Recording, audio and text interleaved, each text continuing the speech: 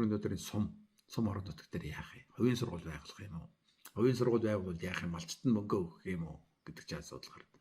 Гэтэл мөнгө өгөхгүйгээр юм хийж болох тэр нөхцлүүд нь юу байх вэ гэхээр нөгөө багийн баг сургууль хамгийн гол нь энэ өвлжөө буух. Монголчууд сансраас харахад бол өвлжөө нэг дор очдог. Сумдуудын харьяалалгүйгээр нэг дор тэр очдог.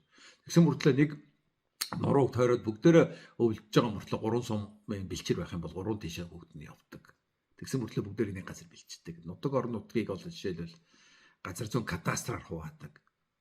Уул нь бол эн чинь зүй ёсоор тогтолцоороо байсан бол өвөл зун нүүх дээр оторлоох дээр зам харгуу одоо ингээд сумдуудын хоогоор отор туугар хийе гэхэд бол сумдуудын дур гарч чадхаа болцсон шүү дээ. Энэ газар нутгийн энэ хуваарлалт чинь өөр болцсон.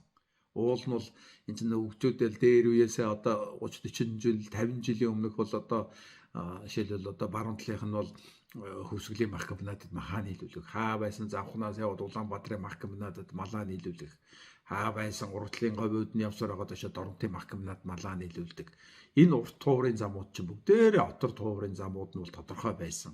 Энийгээрээ гарахад сумлагдлын дарган тэрийг дэмждэг байсан.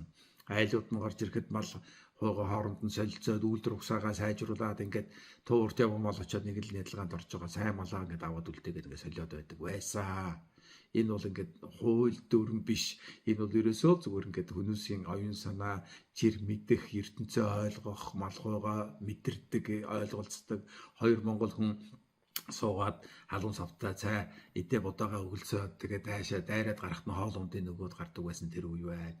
Нэгнийхээ ус ингээд ороход худаг усын адилхан л ховоо таталцаал эсвэл тэмээгээр эргүүлдэг худгийг хийгээл усын услаад явуулдаг байсан байна. Би тэрийг үзчихсэн хүн байна. Ихэд өнөөдөр тиймгүй болсон. Өнөөдөр бол 2 сум битгэл баг хоорондоо ингээд өчир зүгөө олголцоо болсон.